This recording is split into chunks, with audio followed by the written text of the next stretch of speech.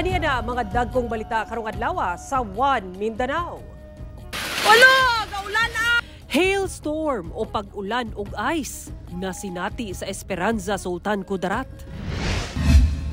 Babae nga senior citizen na komatos human natumba og naguyod dihang gilabnian og bag sa sospek nga nakamotor sa Valencia City, Bukidnon.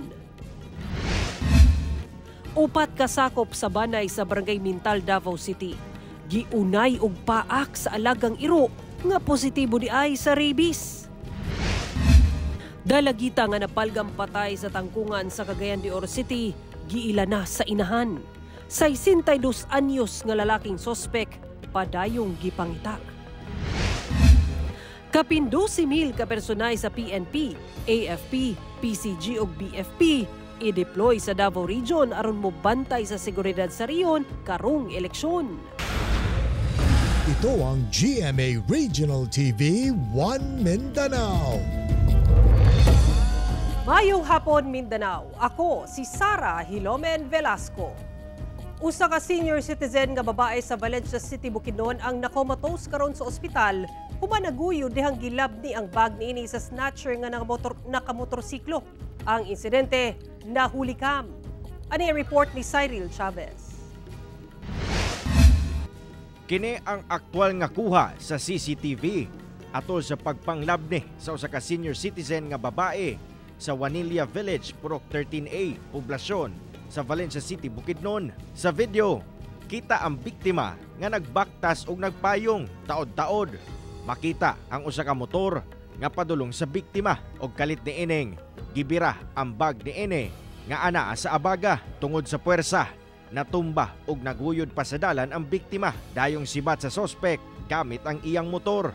Sa uban pang kuhang hulagway gikan sa CCTV sa Mong Village, kita ang sospek nga gasakay sa iyang motor. Wala kini suot nga helmet apan naay suot nga purong sa iyang ulo. Then paghablot sa bag sir, eventually natumba siya, na kuan siya, nahila siya eventually, and nakakuha siya ng injury siya different parts of her body. And unfortunately sir, kahit nadala siya sa ospital, nakuha ng biktima sir.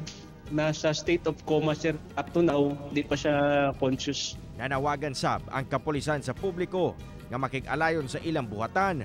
Galing adunay impormasyon sa identifikasyon sa suspect, wala na muluwat pa og pahayag ang pamilya sa biktima. Kung may mga information kayo sir in relation to this incident, kindly contact our Valencia City Police Office station to give important details in relation to this incident. Cyril Chavez, One Mindanao. Gawas sa Barangay Daliao sa Davao City nga nakatala og kaso sa rabies, doon na say natalang kaso sa rabies sa Barangay Mintal. Ang detalye sa live report ni Argil Relator. Argil. Sara, nagpasidaan ng mga otoridad nga dili gayon magkumpiyansa bisan pa man ang hayop kay alaga ninyo sama sa iro, sanlit posible gihapon kini nga matakdan og rabies pinaagi sa infected sab nga hayop. Kani sa kaso sa Barangay Mintal nga giingong ang alagang iro sa pamilya na infect o nagpositibo sa rabies. Ning bag-ulang upat ka sakop sa usa ka banay ang gipaap og iro sa Barangay Mintal sa Davao City. Apan ang maong iro dili latagaw. Giunay sila og paak sa ilang binuhi nga iro. Nasayran nga positibo di ay sa rabies ang maong iro. Dito na ko na-confirm sa among nurse nga nag-positive ang iro. So kuan ni iro ni sa kuan tagtungod. So murag naka-cage ata, nga nakabuhi. So mo to dito na kuan na lang sa ilang sa sulod lang sa ilang sa ba tugkaran. Gilayong naglusad og intervention ang Davao City Veterinarian's Office pinaagi sa pagbakuna sa mga iro sa lugar. Pagkapaak pa lang, wala pa lang tong test sa katong positive. Pagkapaak pa lang nagpa anti-rabies man dayon tumatagtungod. Unya katong pag-positive na, katong pagkagabi o pagkahibaw o pagkaugma ni suroy dayon ang City Vet din so nagbakuna og mga iro.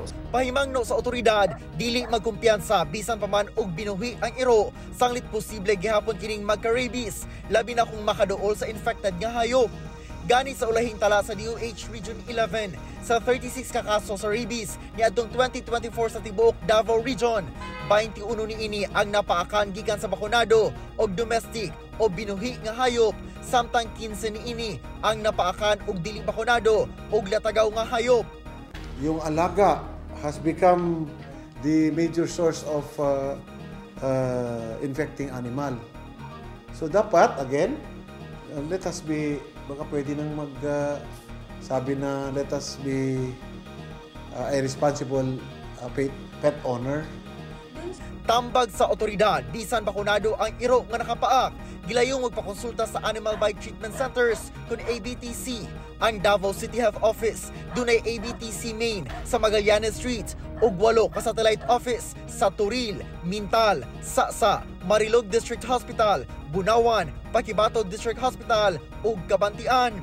Mamahimong magpaturok og anti-rabies vaccine for humans sa maong centers.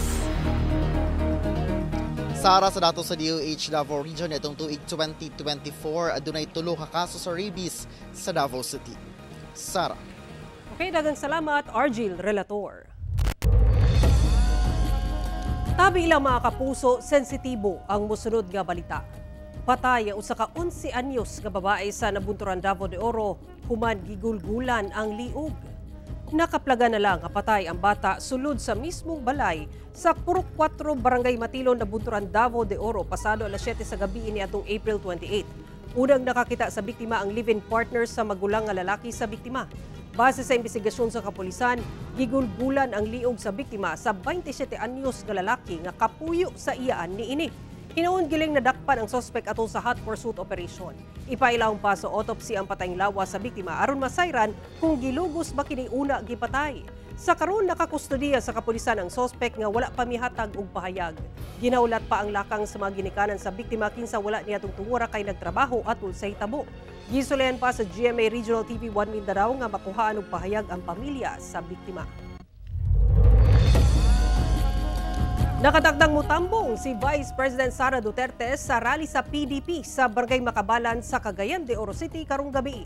Atong sayro ng detalye sa live report ni Cyril Chavez. Cyril.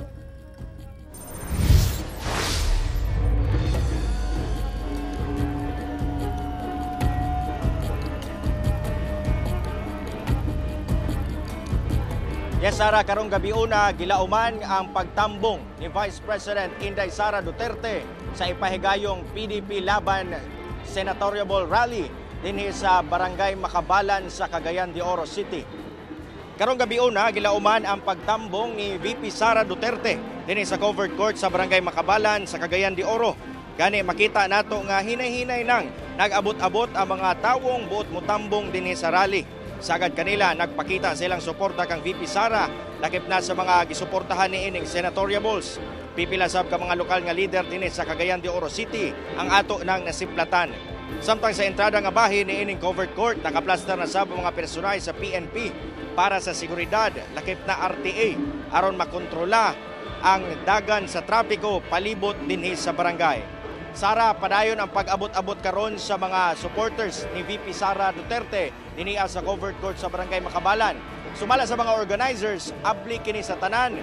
Apan kinahanglan lamang moagi ngadto sa saktong security measures nga ginapatuman ang mga buot mo apil sa rally karong gabi una. Umo ka ng pinaka-latest dinhi Sara. Ay, daghang salamat, Cyril Chavez.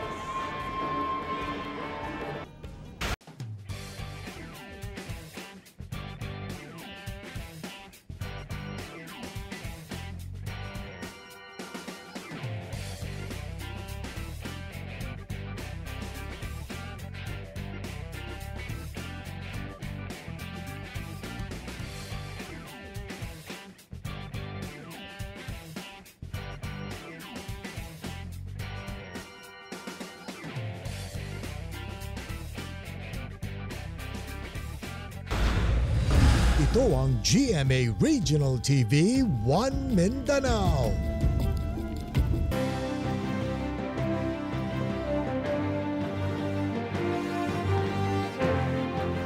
Libuan ka uniform personnel sa Davao Region ang i-deploy sa managlahing lugar sa Rion ug sa BARM aron mobantay sa seguridad karong eleksyon atol sa gipaygayong send-off ceremony kaganina buntag.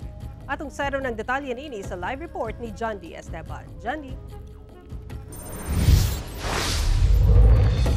Sara, kapin 12,000 ka mga uniform personnel gikan sa lain-laing ahensya ang gideploy sa Davao Region alang sa 2025 midterm elections karong May 12. Samtang sobra 500 ka mga personahe ang gideploy sa BARM nga magsilbi isip Special Electoral Board. Gipangunahan ni Police Regional Office 11 Regional Director Police Brigadier General Leon Victor Rosete ug COMELEC 11 Regional Director Attorney Michael Abbas ang send-off ceremony alang sa mga personahe sa kapulisan. Kasundaluhan Philippine Coast Guard ug Bureau of Fire Protection sa Davao Region nga i-deploy aron mo siguro sa seguridad para sa 2025 midterm elections karong Mayo 12. Gipahigayon kini sa PRO 11 Parade Ground, Camp Canteen, Merisido, Buhangin, Davao City, kaganihang buntag. Through dedication and professionalism, the PNP and the personnel belonging to multi-agency security forces and special electoral boards play a vital role in upholding the democratic process, promoting a peaceful, orderly, and credible election. 12,168 ka mga personahe gikan sa lain-laing ahensya sa security forces ang i-deploy sa Davao Region. Samtang laing 500 ka personahe sa PRO 11 o 41 ka personahe gikan sa Maritime Unit ang i-deploy sa Bangsamoro Autonomous Region in Muslim Mindanao o BARM nga magsilbing Special Electoral Board. Ilabi pa nga daghang lugar sa BARM ang gipaubos sa election areas of concern o mga bantayanan nga lugar. Pagdating nila roon, magiging original members na po sila ng Special Election Boards. We are not worrying because we have trained them. So alam na po nila kung ano yung kanilang gagawin pagdating ng election sa BARM. Sara, bisan walay na butang ilawom sa election areas of concern dinhi sa Davao Region, padayon matud pa ang pagpatuman sa otoridad sa hugot nga seguridad alang sa malinawon nga 2025 national and local elections. Sara. Okay, daghang salamat, John D. Esteban. Nakasinati og hailstorm o pag-ulan og ice ang pipila ka mga residente sa Esperanza, Sultan Kudarat. Kini gumikan sa pagdaot sa panahon sumala sa pag-asa. Ang detalye sa report ni Efren Mamak. Walo! Gaulan ice! Ice kinsa guys! Oh! Gikakurat ni ining mga residente sa Purok Mabuhay, Barangay Salabaka, Esperanza, Sultan Kudarat dihang nag-ulan nga dunay ice crystals bandang alas 4 sa hapon adlawng Martes. Gaulan ice. Wala kami gatikal, oh? Ice kinisa. Sumala sa uploader nga si Glenn Rose Sehes. Ana sila sa sulod sa ilang balay niadtong tungura samtang ang ilang mga bata nanguha og mga bunga sa mangga sa punuan sa silingan dihang mibundak ang ulan nga dunay kusog nga hangin. Taod-taod nakadungog sila og daw dunay nangahulog sa atop sa ilang balay. Nagtuo sila nga mga bunga lang kini sa mangga. Apan sa ilang pagsuta, mga ice crystals di ay kini. Oo, sir, yun yung mga bata sa labas naglalaro. Naliligo sa ulan. Kahit masakit yung tama ng ice, sinasalo na yung ibang bata, pinupulot nila yung ice tapos kinakain. Hinoon milungtad lang kini og pipila ka minutos. Wala ra say naangol sa itabo.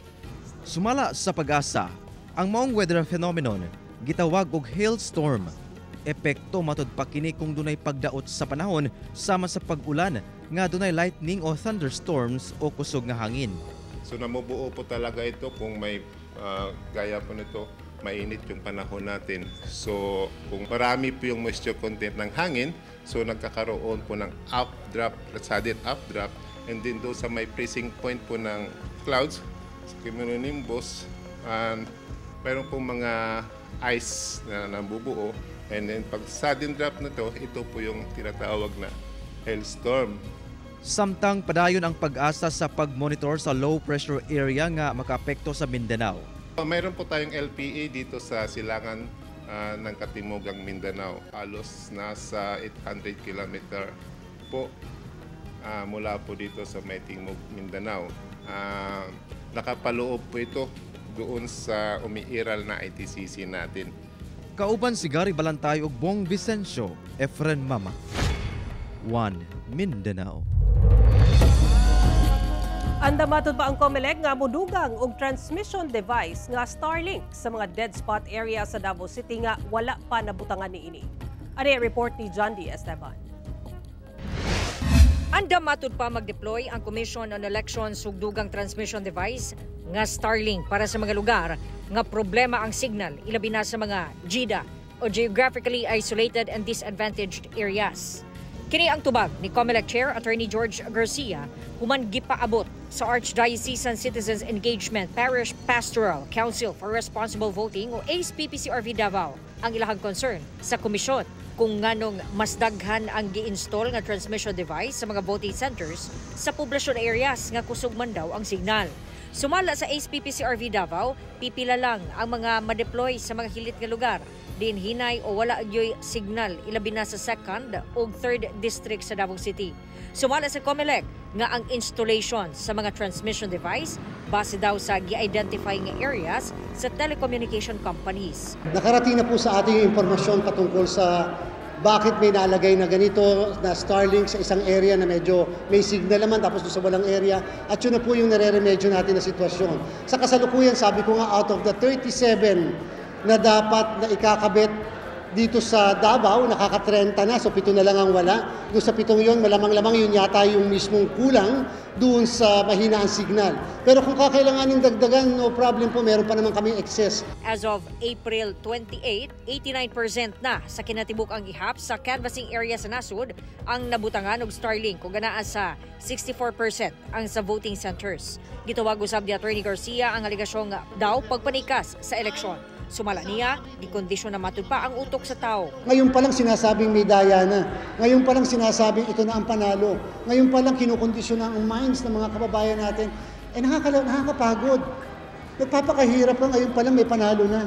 May dayaan na parang yun po hindi namin kayang patawarin yun. Unfair sa mga kababayan namin at mga tauhan namin na nagpapakahirap na walang tulog, tapos sasabihin ni daya na kaagad. Dili matud pa nila palampason ang mga nagapagkatag og fake news. We will go against all of these individuals. Kung kinakailangan ipa-take down namin yung post nila because these are misinformations and disinformations and fake news, we will do that. We will in fact avail of prosecution kung kinakailangan. Kauban, si Bebot Kahe sa kamera, John D. Esteban, One Mindanao. Patay usa ka lalaki human gipusil sa ilang balay sa Barangay Baganihan sa Davao City. Bangi sa yuta ang usa sa ginalantaw sa kapulisan nga motibo sa pagpusil patay sa biktima. Nakaalerto si Argil Relator. Samad pinusilan sa nagadaiyang parte sa lawas ang nahiaguman sa 23 anyos nga lalaki kinsa usa matud pa ka barangay utility worker sa Barangay Baganihan, Marilog District sa Davao City. Human makapilang higayon nga gipusil samtang ana sa ilang balay sa sitio Bagong Silang alas 5:40 Martes sayo sa buntag. Sumala sa silingan sa pagkikinabi sa kapulisan, ana sa tubangan sa ilang balay ang biktima aron mangihi dihang gipusil. And then tamaan na siya, dagan siya sir no padulong sa ilahang nga sala pero gisunod pa gyud siya og gisiguro nga mamatay di siya sir no. Misibat gilayon ang mga suspect human ang pagpamusil. Na-recover sa otoridad sa crime scene ang 2 ka basyo sa .45 pusil o kapin kun kulang 50 ka basyo ug wala nakabutong nga bala sa 5.56 mm. Doon na matud pa persons of interest ang kapulisan. Ginasuta pa sab kung pila ka buok ang mitira sa biktima. Issue sa yuta ang usa sa ginalantaw nga motibo sa pagpamusil. Ang usa ka rason ani sir no ning gumikan sa problema sa yuta diha nga lugar. Mao man gyud ni usually sir no nga rason kung anong naatay mga shooting incidents diha sa Marilog District gumikan sa problema sa yuta. Kauban si Jojo Solarte sa kamera. Ako si Argil Relator. One Mindanao. Pipila ka mga patigayon sama sa peryahan ug bar ang naisyuhan og ordinance violation receipt sa Regulatory Compliance Board sa Cagayan de Oro City human nakitaan og paglapas sa balaod. Ani report ni Cyril Chavez. Sa nagpadayong operasyon sa Regulatory Compliance Board kun RCB sa Cagayan de Oro City LGU, naaktuhan sa inspectorate team ang pipila ka mga patigayon sa downtown area nga illegal nga nag-operate. Sa mong operasyon, Tulo ka mga patigayon ang naisyuhan sa RCB og Ordinance Violation Receipt. Human na sayrang nag-operate bisan pa man nga wala sila gikuptan nga business permit, peryahan og bar o imnanan ang naisyuhan sa mong OVR. Para makita lugar dito nga ang mga regulasyon sa labi na ang pag-protect nato sa minors. Walay minor nga magsugal, walay mga ingonana ba, walay inom diha ang mga operating hours i-limit. Dugang sa RCB nga base sa ilang pagsubay sa datos sa milabayng tuig nga daghan kuno ang mikuha og business permit. Apan pag-abot sa business registration, kalit mikunhod ang ihap. Busa nagpadayon ang ilang pagsubay kung daghan bang negosyo ang nanirado o daghan pang negosyo ang wala mikuha og business permit. Ang datos nga atong katanawon last year daghan ang na business permit, pero pag human sa business registration period medyo nikanaog. Nanawagan sabang RCB ngadto sa mga nanag-iya og patigayon nga moapa sa pagkuha og business permit aron malikayan ang penalty o posibleng pagpasirado sa ilang negosyo. Cyril Chavez, One Mindanao.